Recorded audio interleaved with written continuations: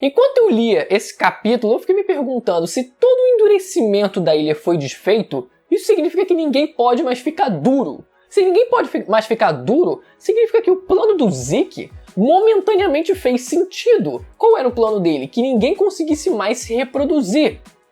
Entendeu? E agora que ninguém mais pode ficar duro... Capítulo 124 de Shingeki no Kyojin. Vou pegar meu celular aqui, galera. O Despertar. Minha futura esposa. Pra quem não tá ligado, ela é a minha futura esposa. É a única personagem feminina, provavelmente, ou uma das pouquíssimas, pelo que eu me lembro agora, que eu tenho assim, que eu trato como uma waifu, cara. Eu acho meio retardado isso, mas isso eu não consigo. Com essa personagem eu não consigo. Eu realmente tenho uma atração quase que física por ela. Fazer o quê, né? Mas vamos lá, capítulo 124 de Shingeki no Kyojin. Finalmente aconteceu, cara. Quando eu assim, semana passada eu tava discutindo isso, eu tava tipo, mano, quer ver que o Isayama ele só vai colocar ela pra despertar só pra dizer que ela morreu? Tipo assim, caraca, tem a Anne ainda. Desperta aí ela e diz que ela tá morta. Tipo, acordou morta, sabe? Tipo, amanheceu morta. Quase isso. Mas não. Minha garganta tá ruim. O começo desse capítulo já começa já preparando a gente pra esse momento que não adiantou de nada porque eu já tinha tomado spoiler. Eu, na real, nem me importo com o spoiler de Shingeki no Kyojin. Eu realmente estou tranquilo em relação a isso. Tem algumas histórias que eu me importo, mas essa aí é uma das que eu não me importo mesmo de tomar spoiler.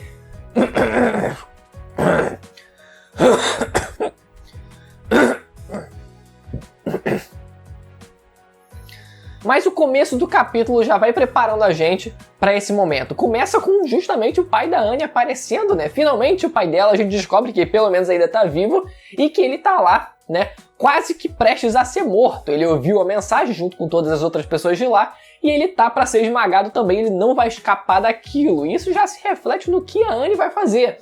A Anne, caso ela também tenha participado, né, dessa conferência aí, né, ouvindo o que o Eren ele disse, o que eu acredito que tenha acontecido, né, porque ela já vai acordar completamente perdida. Se ela não pelo menos tiver noção do que o Eren falou, aí, meu amigo, ela não vai conseguir saber nem o que fazer. Mas se ela souber aí, e ela ainda tiver a capacidade de se transformar, que ainda é meio que, né, pode ser que o Eren, ele, com um poder quase que absoluto que ele tem agora, de alguma forma ele tenha conseguido fazer isso, mas ela ainda tendo a capacidade de se transformar, pode ser que ela tente fazer alguma coisa, mas a essas alturas é muito complicado. A essas alturas eu não sei de fato qual vai ser o papel dessa personagem dentro da história, porque ela tem alguma capacidade de, beleza, atrair os titãs, tem boa capacidade física de luta, mas contra o Eren agora, ela tentar parar o Eren agora de matar o pai dela, muito difícil, é muito difícil. Eu realmente estou na dúvida com o que o Isayama tá preparando para essa personagem. Mas vamos esperar para ver e vamos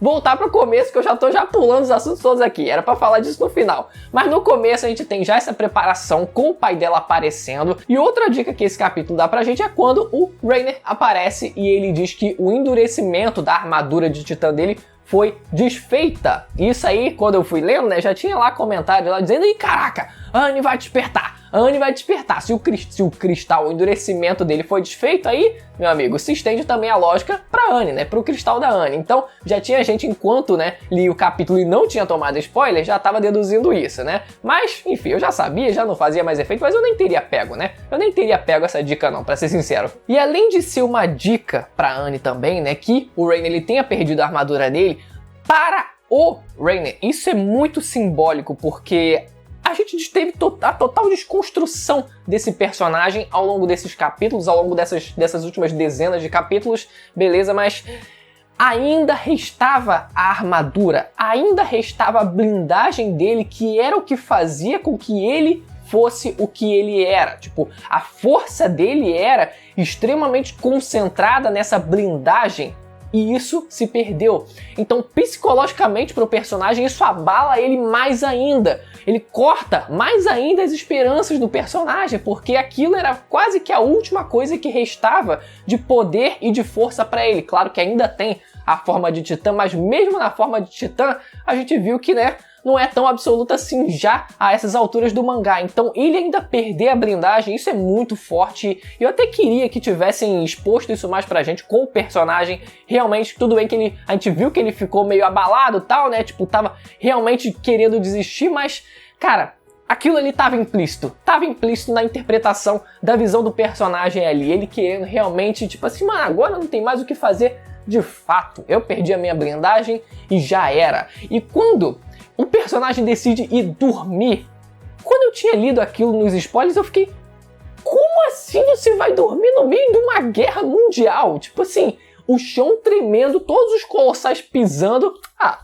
Vou dormir. Aí vou tirar um cochilo. Mas não, lendo o capítulo aquilo fez sentido, porque, né, a gente tem informação completa e no capítulo a gente sabe que ele tava com as energias esgotadas. Então ele realmente tava, tipo assim, mano, quase que apagando. Ele já não tinha mais força, mais quase que pra andar. Então ele tava lá querendo lá tirar um belo de um cochilo. E nesse momento a Gabi, ela se prepara. Ela deixa um pouco de comida ali, né, consegue arranjar um pouco de mantimento ali pro Reiner, prepara um lanchinho ali de Natal ali pra ele, pro Papai Noel. E depois disso a gente tem o momento dela prendendo o cabelo, uma clara referência ao próprio mangá, porque o Eren ele fez a mesma coisa na frente do espelho. Também, meu amigo, se preparando pra batalha, pegou o cabelo, que agora não tem mais cabelo, né? Pegou o cabelo, meu amigo, botou ali, prendeu e agora, filho, agora eu vou partir pro combate, agora eu vou pra mão. Mas daqui a pouco a gente fala mais dela, porque outro personagem que teve um destaque gigantesco nesse capítulo foi o Jean. Ele tem muita coisa pra gente falar dele aqui, porque o personagem nesse capítulo, assim, não deixou a desejar em momento nenhum. Assim, pro clímax do mangá, tá perfeito. Pra ele tá o brilho. Por mais que ele seja um personagem secundário, tem ele, tem o Connie e tal, etc. Mas ele sendo um personagem secundário, tomando a frente, tendo o papel que teve nesse capítulo, maravilhoso, maravilhoso. E tem várias coisas pra gente falar aqui. Primeiro, o fato dele defender o Eren, ele se posicionar e defender as atitudes e o plano do Eren, relembrando a compaixão que o Eren demonstrou ter, né, disse ter com o pessoal ali, né, com os amigos dele, dizendo que ele não ia deixar nenhum dos amigos se transformarem em titã porque ele não queria esse destino para eles. Então o Eren, ele tomou as dores, ele tomou essa responsabilidade só para ele fazer tudo isso. Então ele não queria que nenhum dos outros sofressem com isso, queria salvar todas aquelas pessoas que ele amava. Então, pro Jean, que no começo do mangá tinha toda aquela rixa de adolescente com o Eren, depois, agora no momento de seriedade, se portar em defesa do Eren, perfeito. E ele também é o cara, outra coisa que já é o segundo ponto, é que ele é o cara que toma lá as rédeas para conseguir imobilizar, prender o Falco, é ele que tá tomando a atitude, por mais que pudesse ser qualquer pessoa ali, o moleque ele tava apagado, então qualquer pessoa poderia fazer aquilo, mas era ele que tava fazendo, então isso acrescenta ainda mais pro personagem nesse capítulo, e ele, além de estar prendendo o Falco, ele que puxa o assunto de decidir o que fazer com o garoto. Aí é que entra o Connie e o Armin, eles debatendo sobre isso, decidindo o que seria melhor fazer. No caso do Connie, cara, ele levantando a questão tipo, não, vamos então salvar a minha mãe, porque ela ainda tá viva, é garantido, quase que garantido, que ela ainda está viva lá, né, lá em casa. Então a gente pode fazer com que ela se transforme em humana novamente. Ele tem um ponto realmente, cara, e ele ali, meu amigo, viu a esperança, ele nunca pensou que isso pudesse acontecer, acredito eu, né? Mas depois de ter visto o que aconteceu com o Armin sendo salvo, meu amigo, agora tendo essa oportunidade é óbvio que ele vai com tudo pra cima do Jean, né? Pra quem quer que seja, pra tentar fazer isso. Tanto que ele pegou o Falco e meteu o pé de lá. E outra coisa é o próprio Armin também querendo sempre mediar ali um pouco a situação, dizendo, olha, mas se a gente matar esse garoto, o garoto é importante, pode ser que a gente ainda arrume mais confusão ainda com o Reiner, com o Quadrúpede, com a Pique, né? O Quadrúpede, então vai gerar mais conflito. Tá, mas, meu irmão, a essas alturas, meu amigo, tudo bem, tipo assim, são problemáticos. Os titãs, eles ainda são até problemáticos, né? Tudo bem que o Eren tá absoluto agora, mas nem tudo é o Eren, né? Tem os outros personagens também, então, de fato, eles são um problema ali pra esses personagens secundários, mas não sei, cara. A essas alturas, o Quadrúpede ele pode representar um perigo, o Reiner também e tal, mas eles não são muito foco. Eu entendo sim o ponto do Armin, entendo sim o ponto do Connie, mas, enfim, já tá feito agora, né? Já tá indo levar agora pra casa dele pra tentar salvar a mãe dele, cara.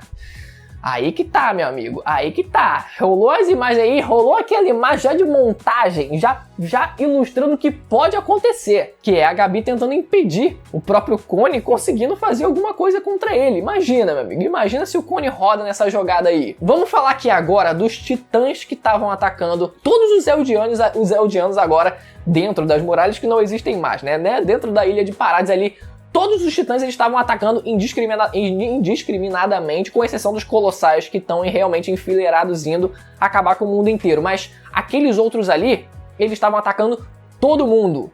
E isso gerou algumas dúvidas, eu fiquei meio confuso em relação a isso, alguns personagens também ficaram confusos, eles ressaltam isso e falam, mano, estão atacando a gente, tipo, o que tá acontecendo? Eles não deviam estar sendo controlados pelo Eren? O que tá acontecendo? Então, tem essa coisa aí, porque a gente não sabe agora como é que o Zeke, qual é a situação do Zeke. Se ele ainda tá, se ele tá acordado, se ele tá desmaiado, se ele morreu pisoteado explodido pela transformação do Eren, ou pisoteado, esmagado pela transformação dele.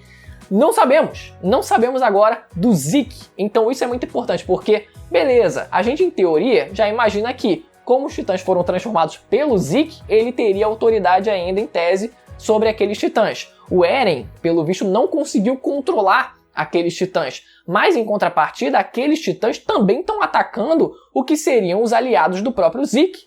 Então a gente pode entender ou pode interpretar que o Zeke ele não está, pelo menos nesse momento, controlando os titãs, mas sim os titãs estão agindo por conta própria, porque se eles não estão fazendo nada, eles vão só, tipo, comer gente, né? Tô aqui de bobeira, tô fazendo nada, vou aqui fazer um lanche.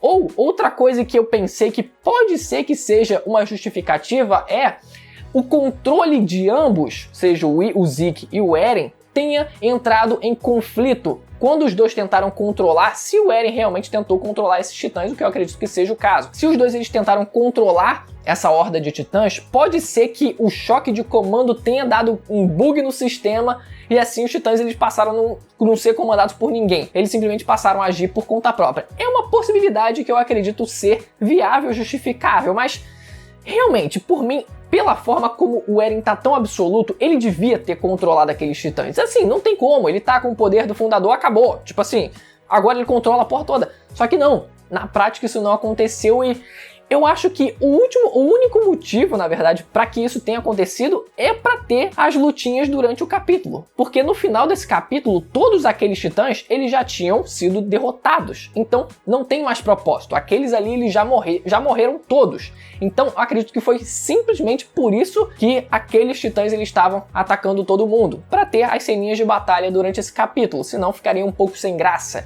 E até isso me faz pensar que provavelmente vai durar mais um volume. Eu tava pensando, levantei essa hipótese no capítulo passado de que talvez o mangá terminasse agora nesse volume, mas ainda dá pra arrastar. Essa foi uma batalha que foi provavelmente pra arrastar por mais um volume aí. E alguns desses titãs, eles são familiares a gente, né? E isso é uma coincidência que a gente meio que se permite. A gente aceita numa boa, por mais que seja de fato uma coincidência que os titãs que estão tendo maior destaque, né, os titãs puros ali, os titãs puros que têm maior destaque sejam justamente pessoas que a gente já conhece, personagens que já eram conhecidos da gente, né? Então eles têm uma maior evidência ali, né? Por mais que sejam batalhas ali, cenários de batalhas comuns, né? Tipo, os titãs estão ali comendo gente, mas de repente aparecem aqueles titãs, né? Que a gente já conhecia quando eles ainda eram humanos. O primeiro deles foi o Nile, que estava ali atacando a Kaia, né? Que gerou um cenário ali, como eu falei, é a coincidência, né? De um personagem conhecido tá atacando outro personagem conhecido, a gente vê isso acontecer, mas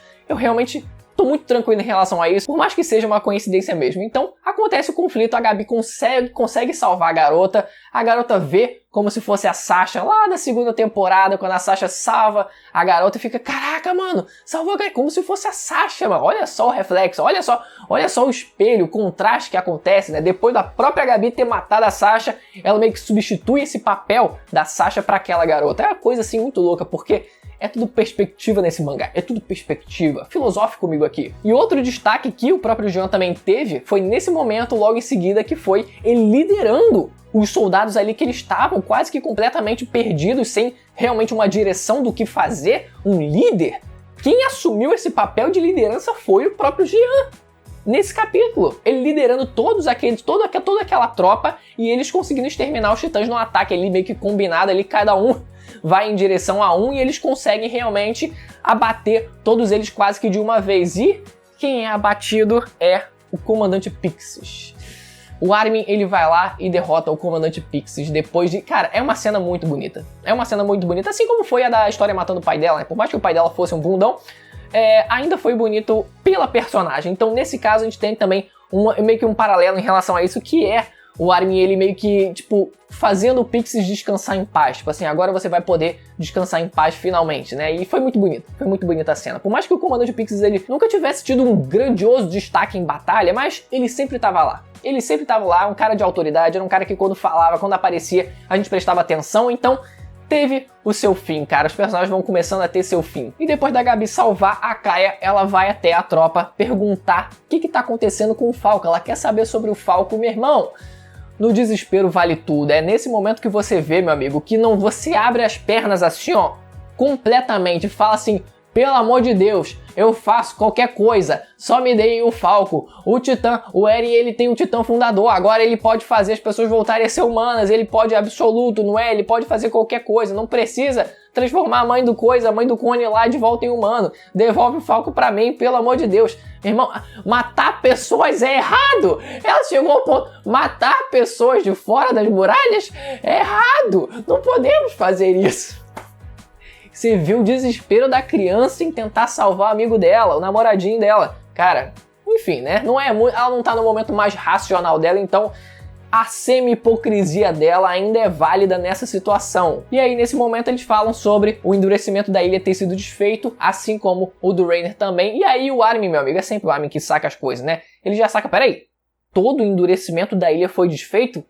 Na hora, filho, ele já pesca na hora, já conectam a coisa A com B ali na mesma, A com B com C, meu amigo, o alfabeto inteiro na mesma hora, e realmente chega à conclusão de que a Anne também teria sido descristalizada.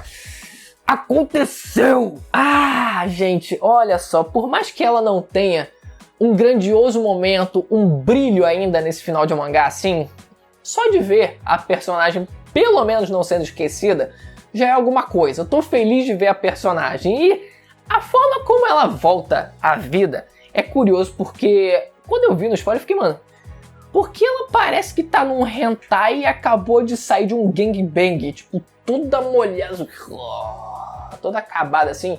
Lembrou exatamente Android 18 depois de ter sido cuspida pelo céu, sabe? Tipo assim, o momento não tinha nada de sexualizado, mas tipo, você vê a cena isolada, é estranho, você vê que realmente é estranho. Mas nesse caso é mais estranho ainda do que, por exemplo, no Android 18, que tava lá toda molhada porque é digestão, essas porra toda aí. Só que no caso da Anne, todo o cristal, tanto das muralhas quanto do Reiner, eles foram simplesmente quebrados. No caso dela, foi parte quebrado, parte derretido.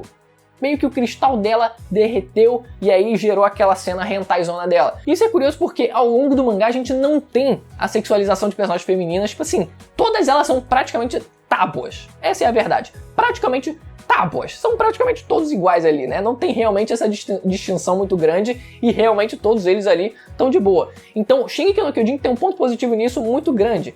E dá essa pitada de sexualizada assim no final, porque, né, não estragou completamente a cena, pelo amor de Deus, só realmente parece confuso um pouco ali quando você vê a cena isolada, mas pelo amor de Deus, tem cena muito pior aí de outros mangá shonen. Sim, Shingeki no Kyojin é shonen, tá ligado, né? Mas tem muito mangá muito pior do que isso, pelo amor de Deus. Isso é só detalhe, é uma coisinha ali no meio disso aqui, sabe? Realmente, a exceção à regra não tem muito mais, é só realmente porque aconteceu nesse capítulo, a gente fala desse capítulo, né? E ela finalmente desperta. O que eu tenho mais pra falar? Era só isso mesmo. A Anne despertou, o que eu tinha pra falar dela, cogitando o que pode acontecer com ela, falei no começo, acontece, eu troco a ordem das informações e espero você gostar do vídeo. Deixa o like se você gostou, se inscreva no canal se você não conhece, ativa o sininho para receber as notificações. Mês que vem temos mais um review de Shingeki no Kyojin. Quando voltar a quarta temporada, né? Teremos review semanal do anime também, então não se esqueça de estar inscrito no canal. Vou ficando por aqui, até a próxima, tchau!